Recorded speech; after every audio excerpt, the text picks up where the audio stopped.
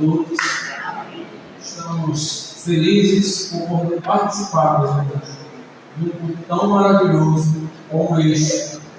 Culto onde celebramos a Deus por tudo que Ele tem feito e faz por nós diariamente. Aqui podemos ver, como Deus Ele é maravilhoso para com a sua igreja, para com o seu povo, de sorte que estamos felizes. Amém? Leremos aqui, meus irmãos, alguns versículos, e eu não vou me estender muito por conta do horário. Em 1 Reis, capítulo 19, do verso 1 ao 15. Meus irmãos, o que vemos aqui foi o embate dos maiores homens de Deus no seu tempo. Elias, ele foi um ícone dos profetas, no meio dos profetas, no Velho Testamento. Também muito respeitado posteriormente no Novo Testamento.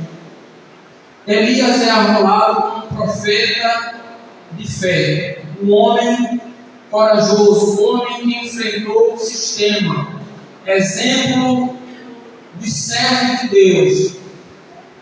E a Bíblia diz, meus irmãos, que Elias ele viveu em um período em que compreendeu alguns reis, como o rei Acabe, rei Acasias, todos esses reis centralizados no reino do norte. No tempo do profeta Elias, Israel, a nação, sofreu uma ruptura, existia agora o reino do norte, o reino do sul, e Elias agora, ele situado no reino do norte, ele foi levantado por Deus no período em que a nação ela se encontrava num momento crítico, um momento em que a religiosidade ou a religião ou os cultos que era feito para Deus, ele não mais existia. O governo financiava profetas de outras divindades e sustentava com o dinheiro que arrecadava dos seus cofres. Nesse interim, meus irmãos, era comum no tempo de Elias os reis fazerem ficar-se assegurada de não haver guerras com seus vizinhos.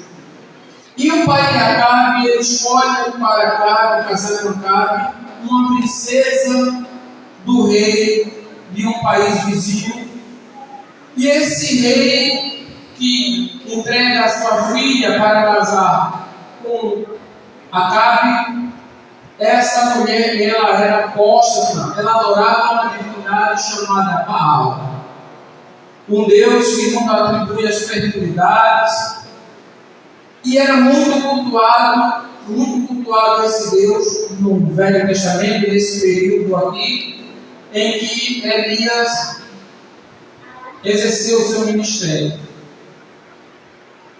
O governo da nação, ele financiava esse tipo de culto, essa aberração condenada à luz das Escrituras, para que o povo da aliança de Deus não manifestasse em seu território esse tipo de culto. E a filha deste rei, chamado Etibaal, que era rei dos Sidônios, ela vem para Israel e introduz esse culto, e Acabe, ele financia esse sistema, de forma que houve uma grande perseguição e uma grande apostasia contra o povo de Deus. E é nesse contexto, meus irmãos, que Elias é levantado. Elias, meus irmãos, ele surge nas Escrituras Sagradas sem uma biografia extensa posterior ao seu ministério. Então Deus levanta esse homem para confrontar o sistema financiado pelo governo, mantido pelos cofres públicos, para ridicularizar a fé, para menosprezar a Deus com seus rituais. O que salta os olhos, meus irmãos, é que homens de Deus são levantados em momentos específicos, e muitos desses homens sofrem grandes batalhas para assegurar a fidelidade ao caráter de Deus. E Deus tem levantado também, meus irmãos, nesse tempo, homens e mulheres que devem estar de pé para assegurar a pureza do culto ao Senhor. Seremos, meus irmãos, confrontados de todas as formas para que possamos nos amoldar ao sistema. Mas a palavra de Deus, ela mostra que Elias ele não aceitou. Uma coisa, meus irmãos, que deixa claro para nós é que Elias ele é um homem, foi um homem como nós. Um homem que tinha medo, um homem que tinha inseguranças, mas que também era um homem que Deus utilizou poderosamente quando este se entregou nas mãos de Deus.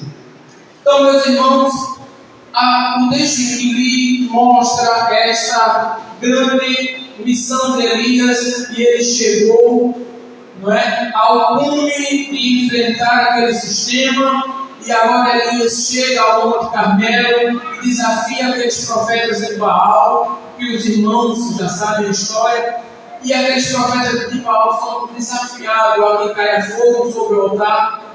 Elias, olha, diz a ele que se amanhã, por essas horas, eu também não matarei, como eu fiz com os outros antes dele, os deuses, não era nem o Deus de Israel, eram os deuses, me faça outro dano, ou pior do que isso que eu prometo. Meus irmãos, é que Elias, quando ele sabe desta ameaça, contrariando toda a lógica, porque um homem que combateu 400 homens, um homem que combateu o rei e não teve medo, agora tem medo de sobremaneira, e praticamente ele sabia que aquelas ameaças eram reais. Elias poderia simplesmente, meus irmãos, dar uma palavra, uma sentença para aquela mulher, mas ele mostrou mais uma vez que ele era humano. Ele, apesar de estar exausto dos combates espirituais que ele enfrentava, todos nós diríamos que Elias venceria agora aquela ameaça. Jesus diz o seguinte: sem mim nada podeis. E é interessante que nesses embates da vida, assim também somos nós. Somos fortes, muitas vezes em problemas difíceis, onde Deus nos levanta e de repente um problema tão pequeno nos pega fragilizado por causa das lutas anteriores. E ao contrário, alguém diria: sou o pastor Gilmar mataria de peito, Roberto mataria de peito. E aquela notícia tão pequenininha nos deixa tão abalados, nos deixa tão amedrontados. E isso é porque somos humanos, somos pó de cinza.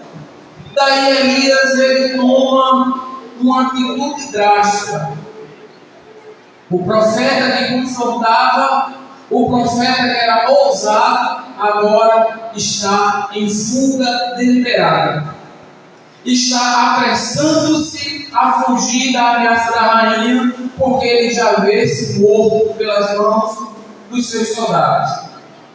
E é interessante, meus irmãos, que até determinado momento ele leva seu servo, e a todo momento em que lemos o texto, até chegar na casa de Deus, como assim os antigos chamavam, no Monte Horebe, Elias tinha um percurso de pelo menos 41 dias para chegar lá. Um dia ele andou, foi alimentado pelos anjos, e depois andou mais 40 dias e 40 noites.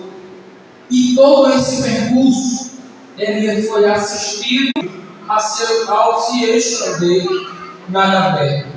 Então, meus irmãos, a primeira coisa que Elias descobre quando ele se encontra na caverna, ele aprende que Deus não está limitado a apenas uma maneira de agir, que ele se manifesta várias formas. Então, no versículo 11, meus irmãos, a gente vê a ordem de Deus. E Deus lhe disse: sai para fora e põe-te neste monte perante o Senhor. E eis que passava o Senhor também um grande e forte vento, que feria os montes e quebrava as penhas diante do Senhor. Porém, o Senhor não estava no vento. E depois do vento, um terremoto, mas também o Senhor não estava no terremoto. E depois do terremoto, um fogo, porém o Senhor também não estava no fogo. E depois do fogo, uma voz mansa e delicada. Então nós notamos, meu irmão, quando Elias chega do Monte Horebe, ele procura ir ao fundo de uma caverna e se deitar. Mas a coisa primordial é que quando Deus se separa conosco, depois dessas batalhas que Ele nos levanta para travar, e muitas vezes, por nossas fraquezas, nós recuamos, temos medo, e assim como Deus encontrou ele nos encontra esta noite.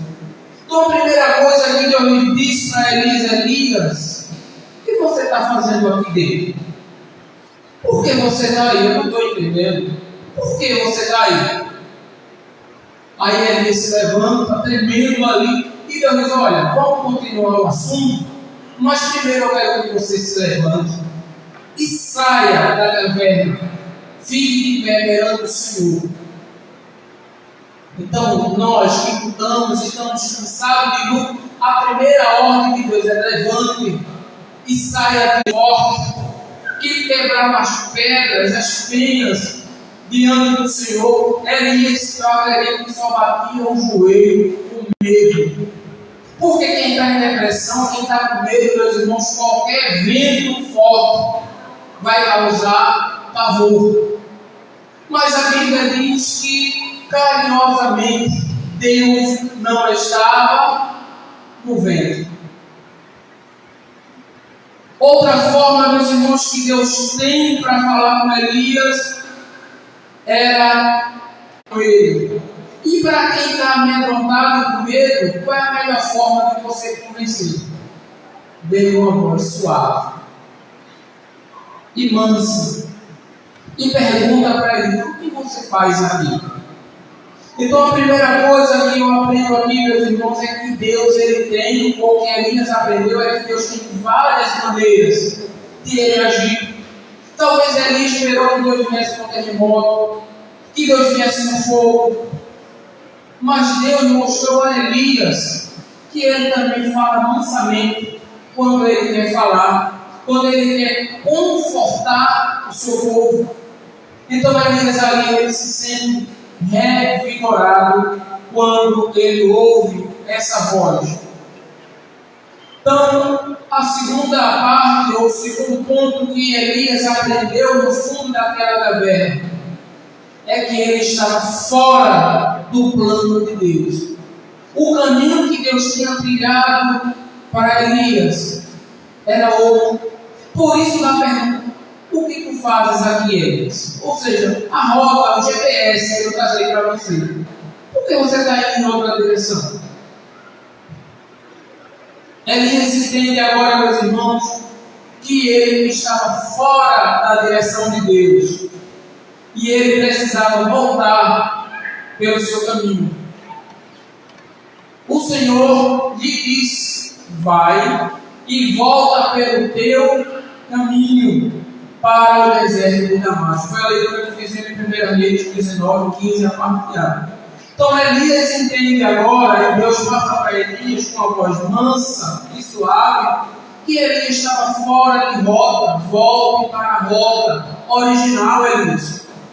Por que você está tendo medo de morte? O plano que ainda tem com você não acabou, não. Você está dentro de uma caverna, com uma rota, com as pessoas para ungir. Volte para o seu caminho, também você vê que você volta. E você vê mais uma vez que a caverna produziu este acréscimo na vida espiritual de Elias, porque ele entendeu que nem sempre o caminho que a gente escolhe, ou que ele escolheu naquele momento, era o caminho de Deus para a vida dele. Amém? Então nós vemos aqui, meus irmãos, em Provérbios, capítulo 14, verso 12, a palavra de Deus nos orienta o seguinte: há caminho que ao homem parece direito, mas o fim deles são caminhos de ou da morte.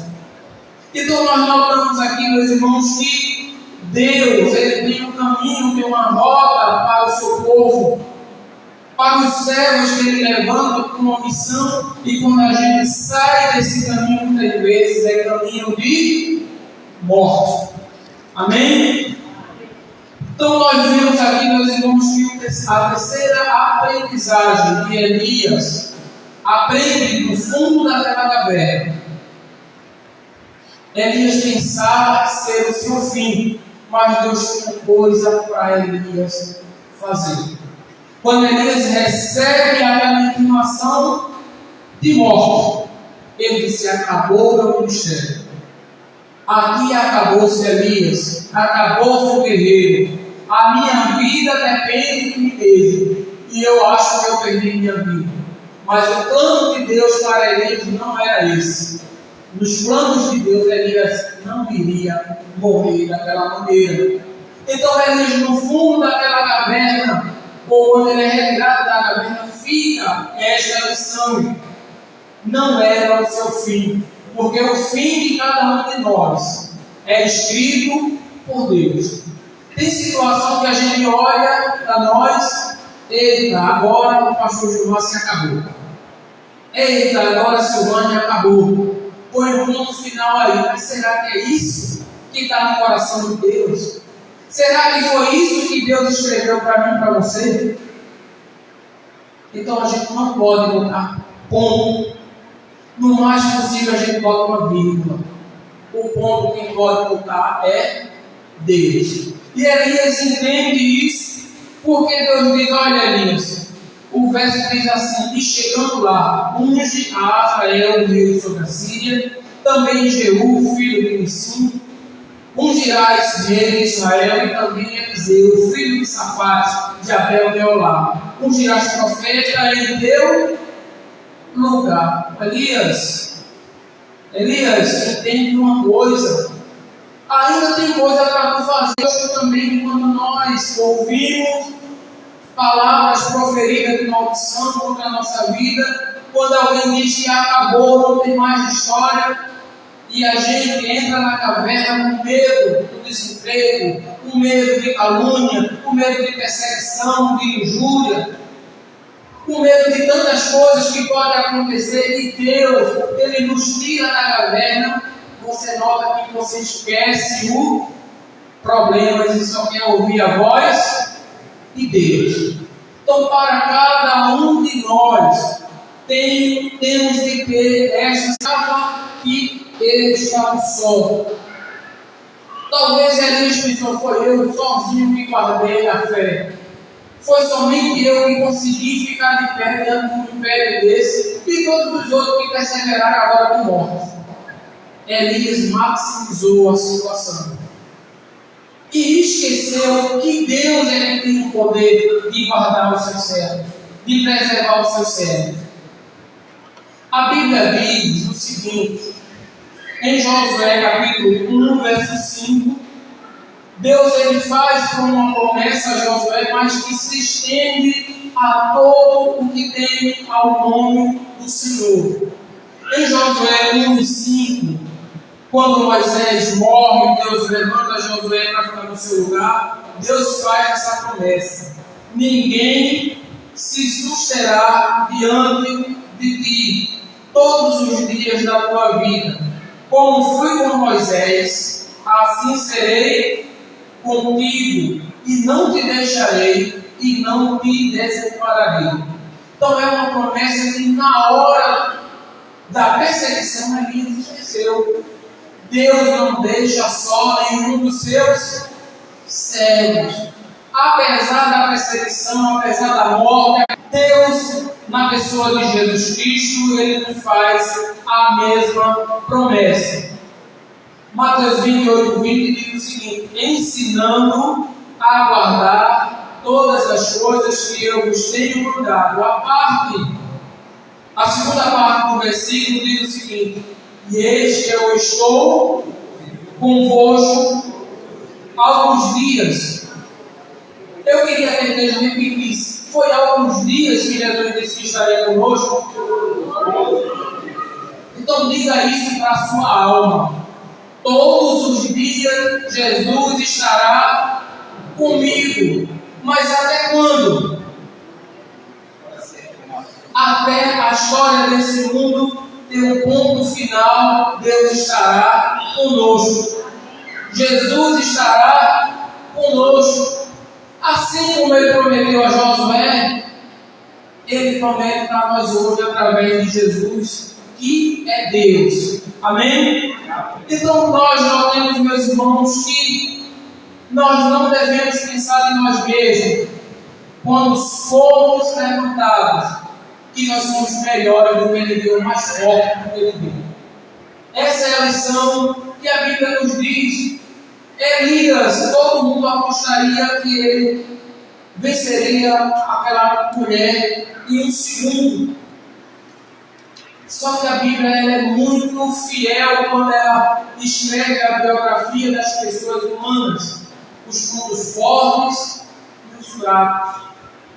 Por isso que eu digo, meus irmãos, aquela palavra que Jesus disse: sem mim nada podeis fazer. Então Deus levanta o seu povo, os seus servos, para missões diferentes, de magnitudes diferentes. Só que em todas essas etapas, ou essas diferentes lutas, tem um denominador comum: todos nós somos frágeis em algum momento. Mas assim como Deus foi com Elias e assegurou esses aprendizados para Elias, Ele também nos assegura para nós. Saia da caverna, se ponha de pé, toma uma posição. Muitas vezes a gente quer que Deus fale através dos hinos. Muitas vezes a gente quer que Deus fale em pregações que estrondam o pé. Mas às vezes Deus fala tão suave, através de um canto de uma criança, através de uma leitura do texto bíblico, tão suave. E às vezes nós estamos esperando Deus nas grandes coisas. Mas eu quero dizer uma coisa aos irmãos: só tomaremos a posição de sair do fundo da caverna quando nós tomarmos duas decisões. A primeira é que eu tenho de enfrentar a realidade de sair da caverna. E a segunda realidade é eu estar de pé para ouvir a voz de Deus. Hoje somos confrontados, meus irmãos, com um mundo que quer nos deixar no fundo de uma caverna. A palavra de Deus hoje está sendo adulterada.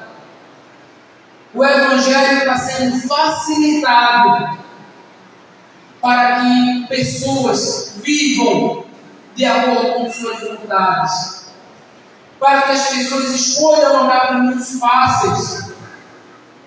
E eu e você, que somos, Ele está aqui hoje sondando. Enquanto vocês estão sentados, Deus está sondando o coração de cada um de vocês, vendo a história de cada um de vocês, até aquelas histórias de fracasso.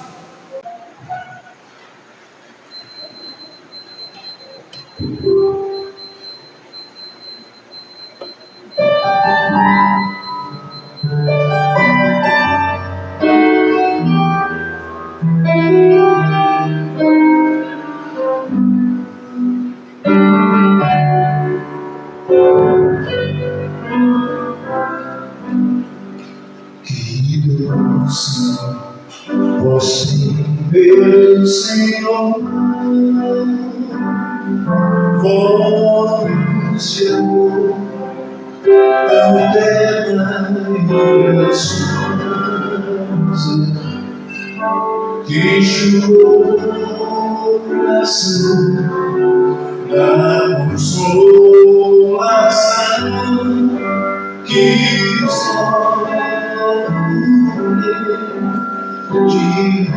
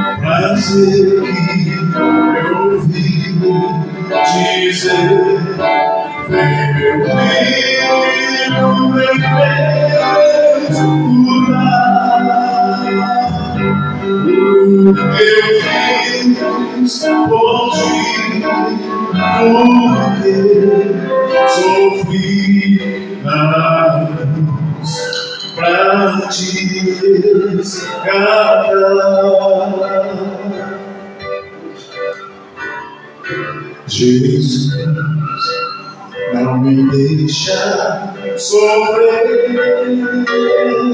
Sua voz me ensina o caminho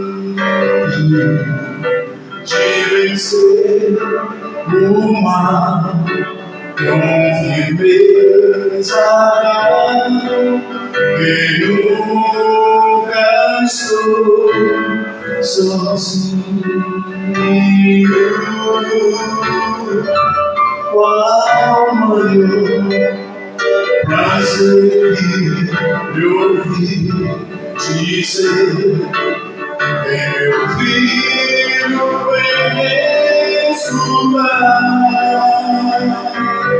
O que eu fiz por ti, tudo que sofri na cruz, pra te resgatar.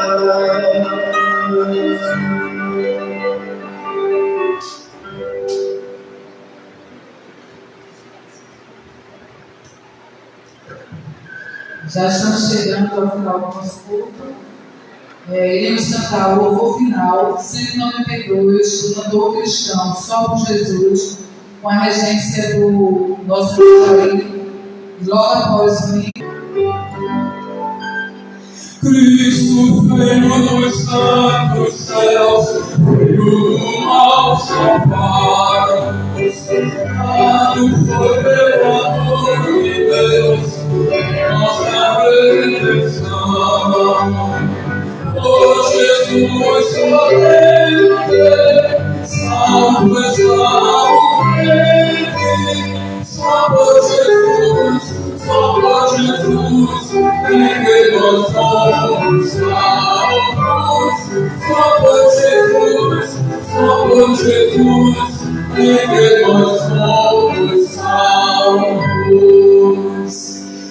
Oh, que graça nos revelou, Ele veio ao mundo, com paixão sem igual mostrou todo pecador. Sim, por sua morte, temos pela sorte. Só por Jesus, é que nós somos salvos. Só por Jesus, é que nós somos salvos. Nem a lágrimas, nem a dor, nem tenha paz ganharmos, nossas obras fossem valor para o perdão comprar. Separados traga, vida nos quebrada, só por Jesus é que nós somos salvos. Só por Jesus é que nós somos salvos. Confiados em Cristo já, no perdão nós temos. Presos nosso Pai Deus Jeová, nos por adoção. Salvos nele estamos, glória a Deus regamos. Só por Jesus é que nós somos salvos. Só por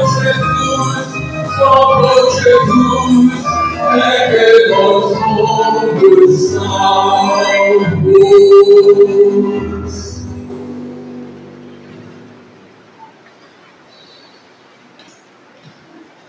Oremos. Que a graça do nosso Senhor e Salvador Jesus Cristo, que o amor de Deus e as divinas consolações do Deus Santo Espírito estejam sobre nós e sobre todo o teu povo na face da terra, desde agora e para sempre. Amém. Oração silenciosa, temos concluído o culto nesta